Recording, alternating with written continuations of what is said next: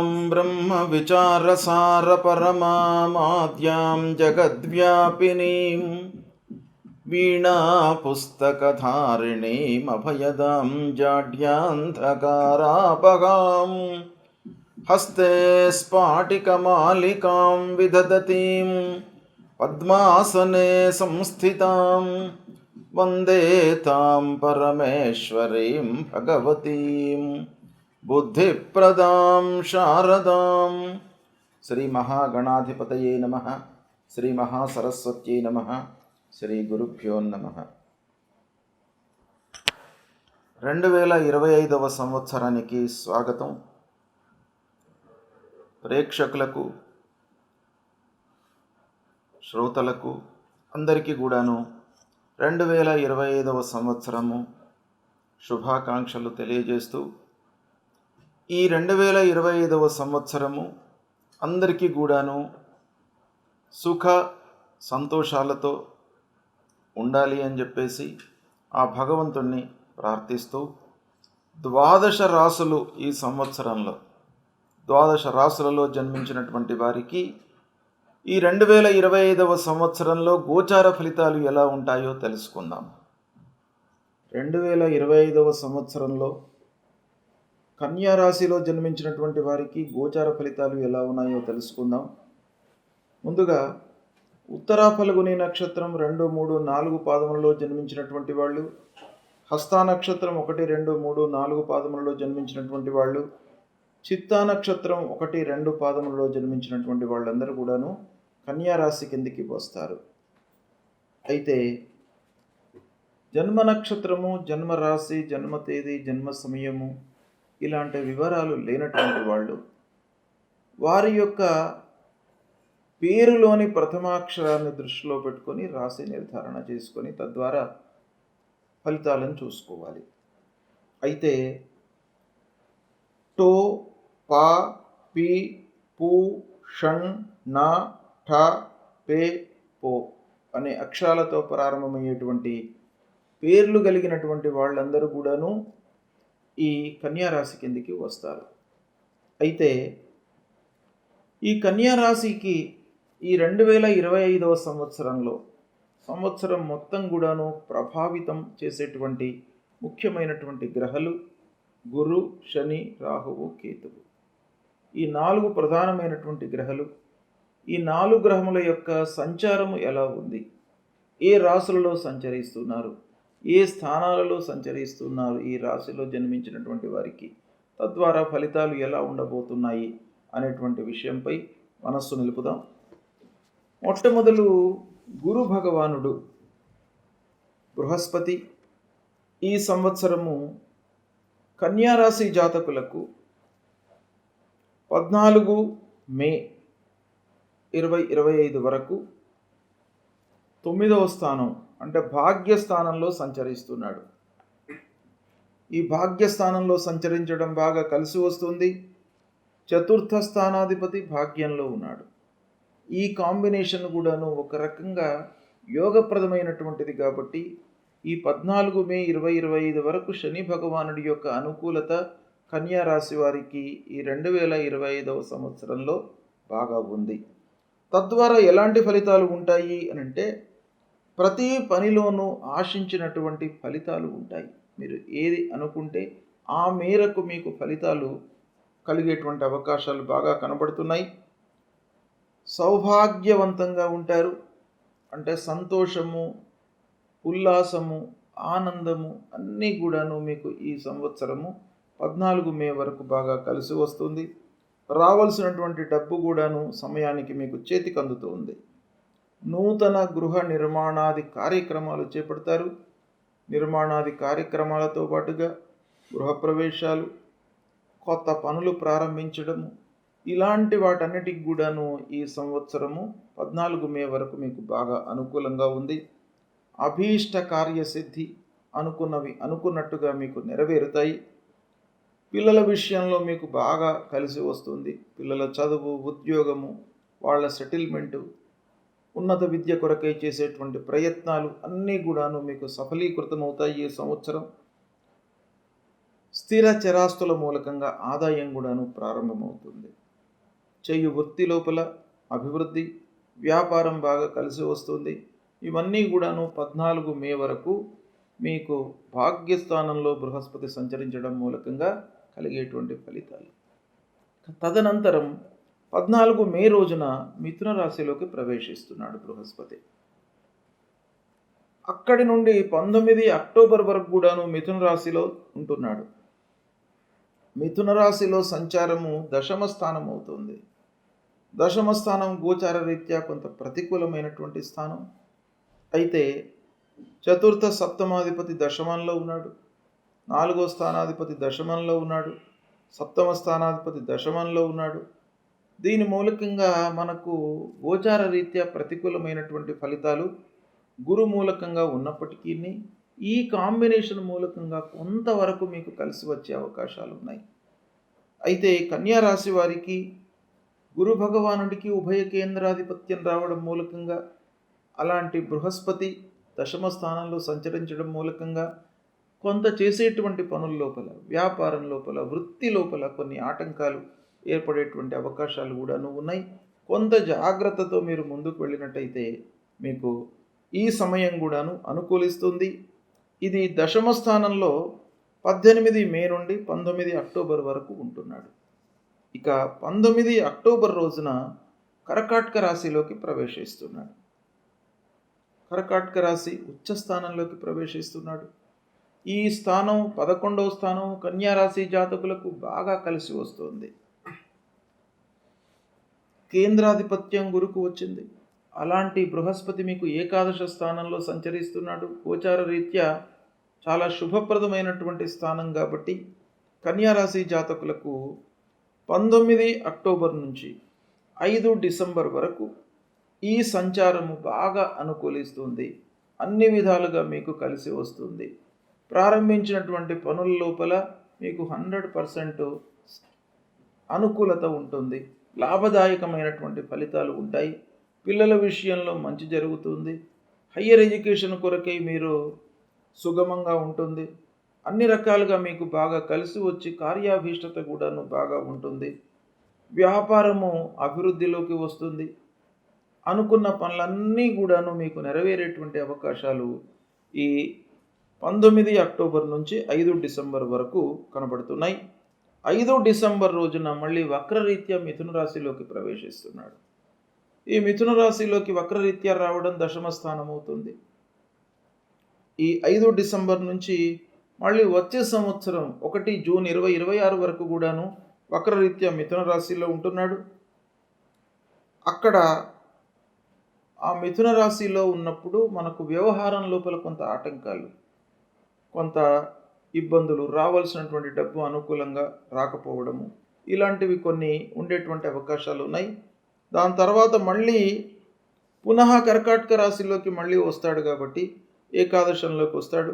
ఓవరాల్గా చూసినట్టయితే కన్యా రాశి వారికి గురు భగవానుడి యొక్క అనుకూలత బాగా ఉంది ఈ సంవత్సరం. ఇక శనైశ్వరుడు ఈ సంవత్సరము 29 మార్చ్ 2025 వరకు షష్ఠమ స్థానంలో సంచరిస్తున్నాడు. అంటే కుంభరాశిలో సంచరిస్తున్నాడు. ఈ కుంభరాశి కన్యా రాశి జాతకులకు షష్ఠమ స్థానం అవుతుంది. గోచార రీత్యా షష్ఠమ స్థానము అనుకూలమైనటువంటి స్థానం కాబట్టి స్నేహితుల మూలకంగా మీకు బాగా కలిసి వస్తుంది. అనారోగ్య సమస్యల నుండి విముక్తులవుతారు. ఆరోగ్యంగా ఉంటారు. ఉత్తేజంతో పనులు చేస్తారు. దగ్గరి వాళ్ళ మూలకంగా మీకు బాగా కలిసి వస్తుంది. పెద్దల యొక్క సహాయ సహకారాలు అందుతాయి. సంతృప్తిగా ఉంటారు. ఇక 29 మార్చ్ 2025 నుండి శని భగవానుడు మీనరాశిలో సంచరిస్తున్నాడు. 29 మార్చి రోజున మీనరాశిలోకి ప్రవేశిస్తున్నాడు. అది మొదలుకొని 2.5 సంవత్సరాల వరకు కూడాను మీనరాశిలో సంచరిస్తున్నాడు. ఈ మీనరాశిలో సంచారము కన్యా రాశి వారికి సప్తమ స్థానం అవుతుంది. ఈ సప్తమ స్థానము గోచార రీత్యా ప్రతికూలమైనటువంటి స్థానం. తద్వారా ఆ సప్తమ స్థానంలో సంచరించడం మూలకంగా ముఖ్యంగా భార్యాభర్తల మధ్యన చిన్న చిన్న వివాదాలు, మిస్అండర్స్టాండింగ్స్ వచ్చేటువంటి అవకాశాలు ఉంటాయి. తర్వాత అదృష్టంపై ఆధారపడి ఉన్నటువంటి పనులు ఏవైతే ఉన్నాయో వాటిని మీరు ఓవర్లుక్ చేయకుండా ఉండాలి. చివరి వరకు కూడాను మీరు ప్రయత్నాలు చేస్తూ ఉండాలి. అప్పుడే మీకు కార్య సాఫల్యత లభిస్తుంది. ఇక ఆరోగ్యం పైన మీరు మనస్సు బాగా నిలపాలి. సప్తమ స్థానంలో శని ఉన్నప్పుడు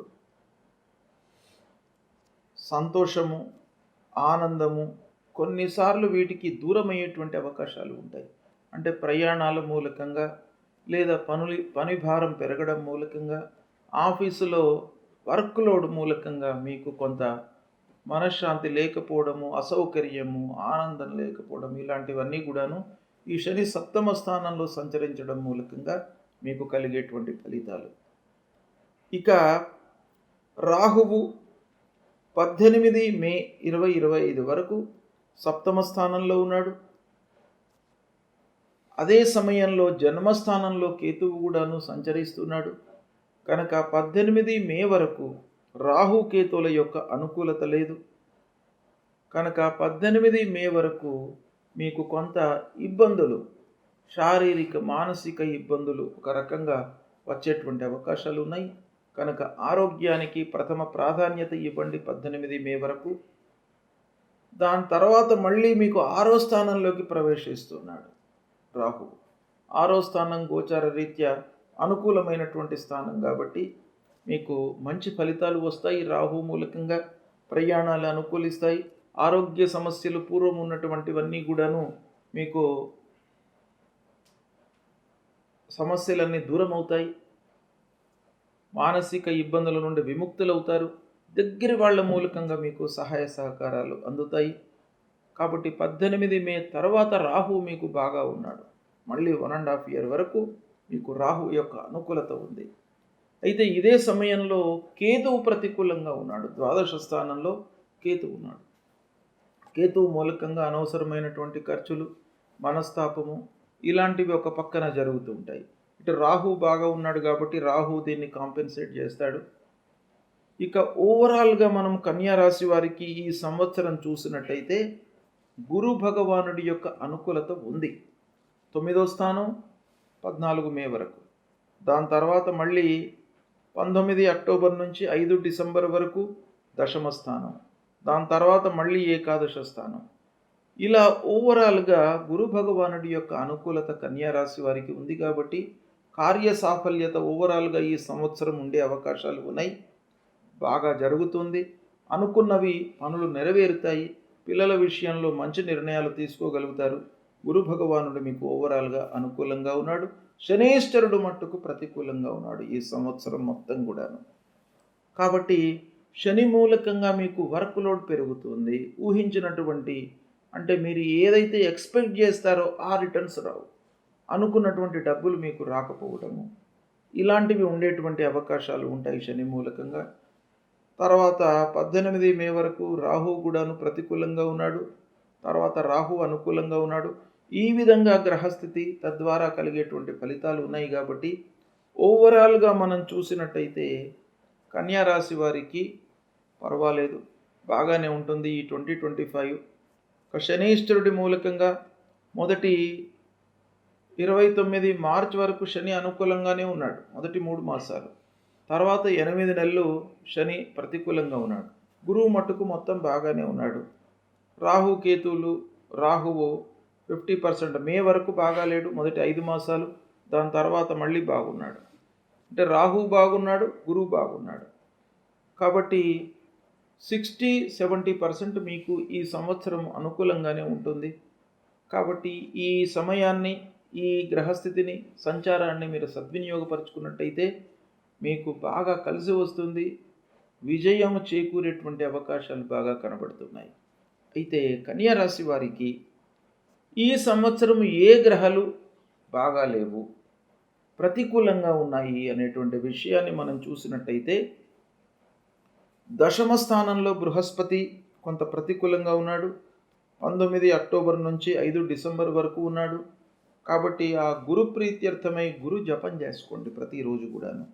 దేవానాంచ ఋషీణాంచ గురుం కాంచన సన్నిభం వందనీయం త్రిలోకానాం తం నమామి బృహస్పతిం అనేటువంటి మూల మంత్రాన్ని ప్రతినిత్యం చదువుకోవడము, గురువు ఉపదేశించినటువంటి ఏదైనా మంత్రము ఉన్నట్టయితే దాన్ని కూడాను ప్రతినిత్యం మీరు చదువుకోవడము, గాయత్రి మంత్రాన్ని ప్రతినిత్యం కూడాను 108 సార్లు చదువుకోవడము, తర్వాత సద్గురువులను సందర్శించుకోవడము, మాతాపితృలను సేవించడము, దక్షిణామూర్తి స్తోత్ర పారాయణం చేయడము, దత్తాత్రేయ స్వామి దేవాలయానికి వెళ్ళడము, ఇవి చేసినట్టయితే మీకు ఆ గురు భగవానుడి యొక్క అనుకూలత కలిగి మొత్తం సంవత్సరం అంతా కూడాను మీకు ఆ గురువు యొక్క అనుకూలత ఉంటుంది ఈ 2025 లోపల.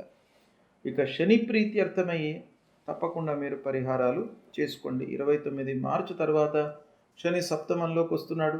దానికంటే ముందు 3 మాసాలు మీకు అనుకూలంగానే ఉన్నాడు శని. అయితే ఆ సప్తమ శని మూలకంగా కొన్ని ఇబ్బందులు ఉన్నాయి కనుక నీలాంజన సమాభాసం రవిపుత్రం మహాగ్రహం ఛాయా మార్తాండ సంభూతం తన్నమామి శనైశ్చరం అనేటువంటి శనికి సంబంధించినటువంటి మూలమంత్రాన్ని ప్రతినిత్యం చదువుకోండి. దేవాలయానికి శివాలయానికి రోజు కూడాను వెళ్ళండి. ప్రతినిత్యం కూడాను శివాలయానికి వెళ్ళి ఆ శివాలయంలో ఉన్నటువంటి ఆ మహామృత్యుంజయుడి రూపంలో ఉన్నటువంటి ఆ శివుణ్ణి మీరు స్తోత్రం చేయడము, అభిషేచన చేయడం మూలకంగా మీకు అన్నీ కూడాను దోషాలు దూరమవుతాయి. తద్వారా మీకు మంచి ఫలితాలు కలుగుతాయి. అంతేకాకుండా ఆంజనేయ స్వామిని కూడాను దర్శించుకోండి. రాగి చెట్టుకు ప్రదక్షిణాలు చేయండి. దాంతో ఈ భయము, ఆందోళన ఇవన్నీ కూడాను దూరమవుతాయి. ఇక రాహువు 18 మే తర్వాత ప్రతికూలంగా ఉన్నాడు. అదే సమయంలో కేతువు కూడాను ప్రతికూలంగా ఉన్నాడు. కాబట్టి రాహు కేతువుల ప్రీత్యర్థమై అమ్మవారి దేవాలయానికి వెళ్ళడము, తర్వాత మహావృక్షాలు ఉంటాయి. రాగి చెట్టు, మర్రి చెట్టు, జువ్వి, మర్రి ఇలాంటి వృక్షాలను సందర్శించుకోవడం మూలకంగా భగవంతుడి యొక్క అనుగ్రహం మీకు లభిస్తుంది. అవి చేయండి. తర్వాత అమ్మవారి దేవాలయానికి వెళ్ళండి. తప్పకుండా అమ్మవారిని సందర్శించుకొని 5 ప్రదక్షిణాలు చేసినట్టయితే అమ్మవారు అనుగ్రహిస్తారు. రాహుకేతువులకు సంబంధించినటువంటి దోషం పరిహారం అవుతుంది. ఈ విధంగా ఓవరాల్గా కన్యారాశి వారికి గురు భగవానుడి యొక్క అనుగ్రహం చాలా ఉంది. రాహు యొక్క అనుగ్రహం కూడాను ఉంది. ప్రథమంలో శని కూడాను బాగానే ఉన్నాడు. కాబట్టి నేను చెప్పినటువంటి పరిహారాలను మీరు పాటించినట్టయితే ఓవరాల్గా మీకు ఈ సంవత్సరం కన్యారాశి జాతకులకు 2025వ సంవత్సరం సుఖమయంగా ఉంటుంది. ఈ ఫలితాలను దృష్టిలో పెట్టుకొని మీరు కార్యక్రమాలు చేపట్టినట్టయితే శుభ ఫలితాలను పొందుతారు. శుభం.